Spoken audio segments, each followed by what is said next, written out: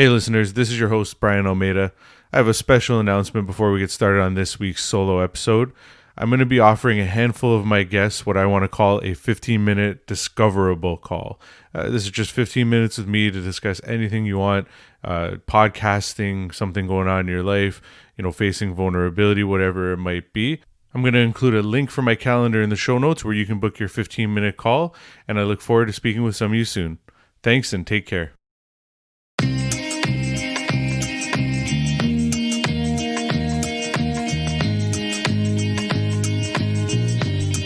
Welcome to the Vulnerable Podcast. I'm your host, Brian Almeida. Each week we'll share inspiring stories and tips on facing vulnerability and the lessons we can use to help us be able to find success and fulfillment in our own lives. With each episode, we hope to impact one listener, and if anything you've heard has impacted you, we'd appreciate you sharing it on social. Thank you for listening. Now let's get vulnerable. Today is Relatable Thursday. Hey listeners, welcome back for another episode of Relatable Thursday. So this week, I sort of look at this episode as like a sequel or part 2 of last week's episode. This week, I want to talk about following your dreams, chasing your dreams, following your passions, however you want to define it. The reason I look at it as sort of a sequel or a part 2 to last week's episode is that I think it's really important that we do that inner work before we start chasing our dreams or following our passions, because I think that if you don't, what may look or feel like a dream or a passion to you might not necessarily be true. So for me, when I thought I was beginning to chase my dreams, which was shortly after I lost my job a few years ago, I was wanting to become an entrepreneur. So my dream was, be an entrepreneur, own my own business, be my own boss, make millions of dollars, because that's sort of what everybody believes in terms of, you start a company and, a few years from now, you're going to be worth millions and sell it and yada, yada. And I think that's really glamorized, sort of by media and everything. But that's another subject for another day. The point is that I thought my dream, my passion was to be an entrepreneur. And so I pursued it. What I realized, maybe a couple of years in, was that my business wasn't necessarily my dream or my passion. I started my business Find and Fix simply because I knew the industry really well. So there was a certain amount of comfort in it. It was, I knew sort of who to talk to, customers to reach out to, stuff like that. So I wasn't necessarily chasing my dream or passion. I was just sort of going after something that felt right or was, I don't want to say easy, because starting a business is definitely not easy, but it was the easier route.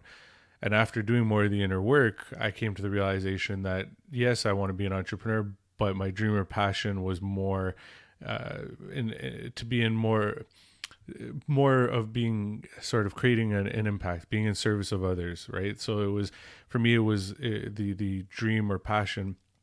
As much as there's still that part of me that wants to be an entrepreneur, it's not necessarily in that normal sort of way that we look at entrepreneurship or the way that we define entrepreneurship in terms of like owning your own business. I look at, my podcast as an example. I look at starting this podcast and where I want to go with it in the future. It can be very entrepreneurial, right? So there's still that part of me that wants to be an entrepreneur, but my dreams and my passions are not driven by just the whole idea of having a startup and everything like that. It's more now just, again, being more in line with what my why is. And that's something that doing the inner work got me to, right? Whereas, like I said at the beginning here, if you don't do that, you may just end up chasing the wrong dream, which I think I really did for quite some time.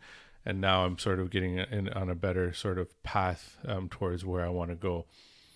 I also think that, for me, what I didn't realize, you hear about the struggles of being an entrepreneur and stuff like that, lack of sleep, all that kind of stuff. But I don't think what I didn't necessarily take into consideration was sort of the internal struggles that you go through. Like for me, it was hard because you sort of feel alone, right? Like when you're doing sort of the entrepreneurial thing or the startup thing, however you want to define it, you're pretty much by yourself. You may have your partner or your team members, and you're gonna have a little bit of support from people outside, but now nobody's gonna really understand where you're going or what you're doing. And for me, that was something that I definitely saw right away.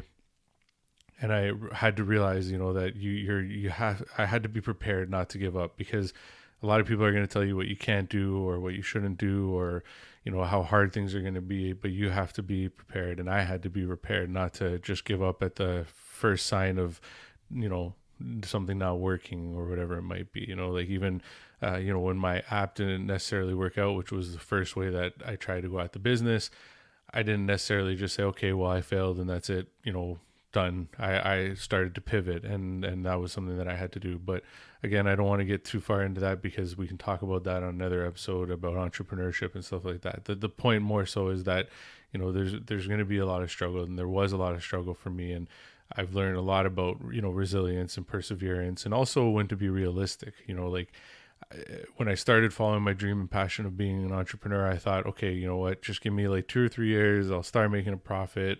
I'll have a paycheck and all that kind of stuff. Not true. And I had to come to the realization that when you're trying to follow your dreams and passions, at least in my case, and this is how it's worked for me, is that, I had to go get a job. Following my dreams and passions wasn't paying the bills. It wasn't bringing in any money, in fact. And so I had to, again, be realistic with myself and say, okay, well, as much as I want to do this, and as much as I may have the support of my wife and family and stuff like that, I still need to have some sort of income coming in. And so I went out and I got a job. I work an afternoon shift, 3:30 to 11:30, and it's a grind, and it sucks sometimes. But at the end of the day, I know that it's not my forever, so I'm okay with, doing that while I continue to pursue this dream of mine, this dream of, having the podcast become a source of income, the dream of becoming a public speaker, of eventually writing a book, all these other things that are definitely more important to me and in line with who I am and what I want in life, but at the end of the day aren't going to happen overnight. I'm not going to wake up tomorrow and just be a successful author. So again, being realistic is definitely important. And the last thing I sort of want to get into is the fact that, I realized that my self-belief was probably the most important part of following my dreams, chasing my dreams, was that I had to have more belief than anybody else. Because as much as, like I said, I had support from my wife and from family and stuff like that, they didn't completely understand what I was doing. And I think a lot of times, even when I started the podcast, it may have seemed more of like a hobby or something fun to do. And I think now over time, they're starting to see where I'm going with it. But if I didn't have the belief in myself, I don't think I would have got past maybe the first few episodes, because it's a lot of work and it takes a lot of time. But that self-belief has helped me continue to sort of push forward and so on. So again, guys, I don't know if you're trying to chase your dreams right now. I don't know if you're trying to figure out what you're passionate about. But hopefully, some of these tips that I'm going to give now will maybe help you on your journey. And even if listening back to my story, maybe that'll help as well. So again, I think the first thing I want to say, and I sort of said this at the beginning of the episode, I think the most important thing that you can do is do the inner work before you start chasing any sort of dreams.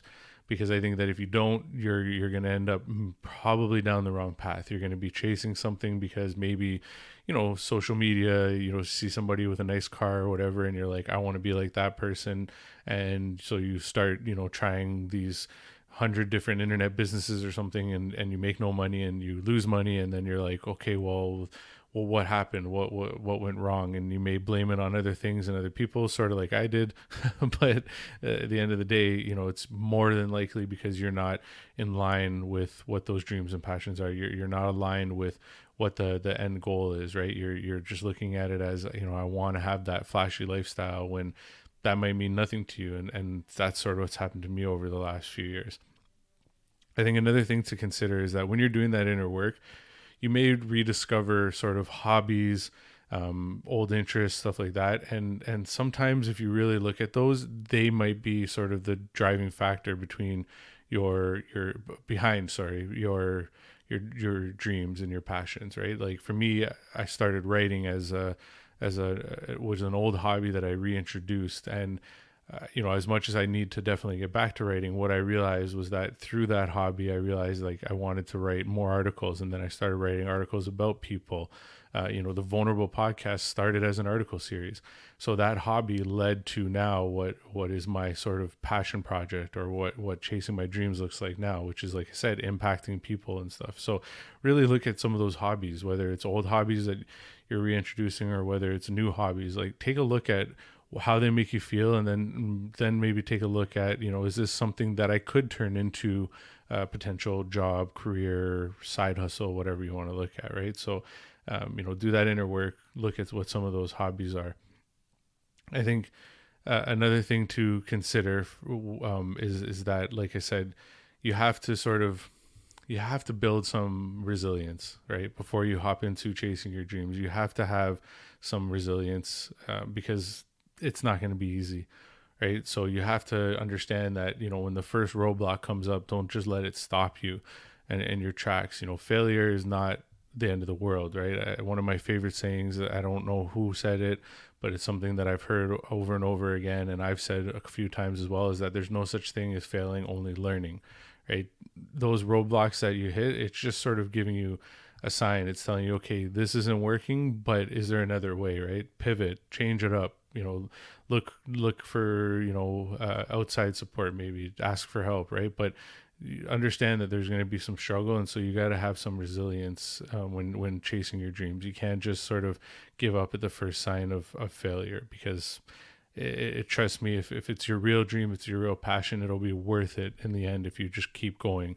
And like I said, maybe your dream and your passion isn't going to lead to an income, so also understand that, and also understand whether the dreams and the passions that you're chasing are just that, like, is it just a passion project? Is it something that you just want to have as part of your life because it brings you joy, it makes you feel good? Or is it something that you eventually want to turn into an income, right?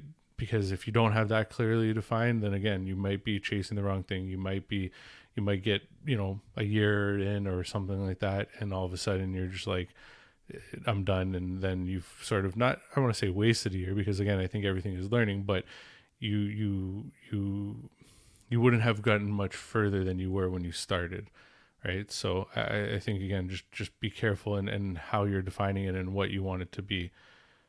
And then lastly, I think, one really, really important thing is to find a support group of some sort, whether it's friends, whether it's family, like, as much as they may not believe in your idea right away, or they may not understand it 100%, you need that support system. You need to have that few people that you can turn to, even if it's just to, vent out ideas, right? Like for me, when I started my podcast, I talked to my wife a lot about it, and I sort of gave her the idea behind it, and she reviewed a lot of the things that I was putting together in terms of like my strategy, my question structure, all that kind of stuff. And she was really the one that told me, like, just start and go at it. And that's sort of what really got me started, if I'm being completely honest. So, find that support, find those core group of people, whether again, it's a spouse or close friends or whoever it might be. And even, look at some people that are currently doing it, right? You don't necessarily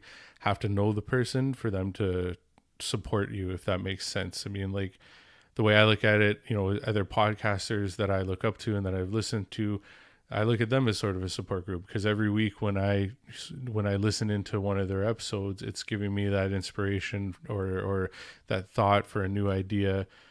So yeah, whoever it is, just find that support group, because you're going to need them, because it is a lonely battle, because it's your dream, it's your passion, right? So there's going to be some loneliness in it, but if you have that support group that's there when you need them, it'll just give you that extra boost when you need it, because it's going to be a long journey. Like I said, following your dreams and passions may not be just, a couple of years. It's more than likely going to be like a lifelong journey. It's going to be your legacy, right? So again, if I going over it again, like I said, do the inner work.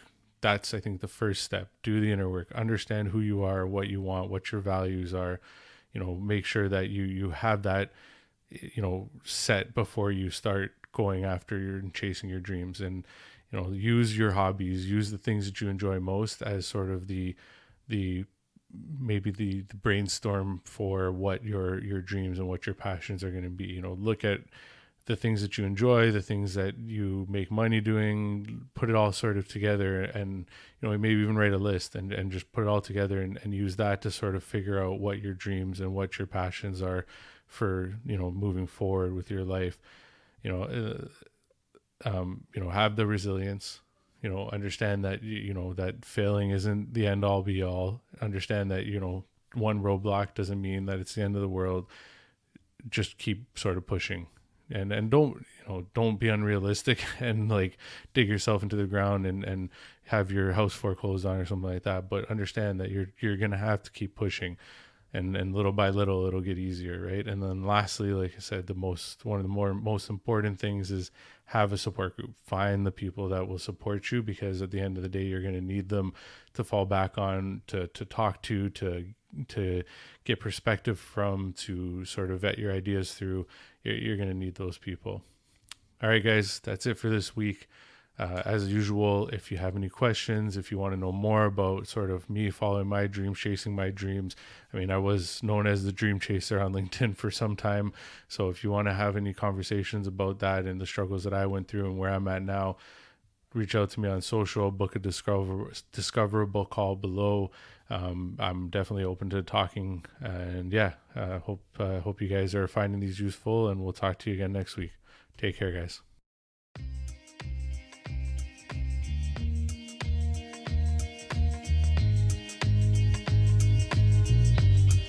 Thank you for listening.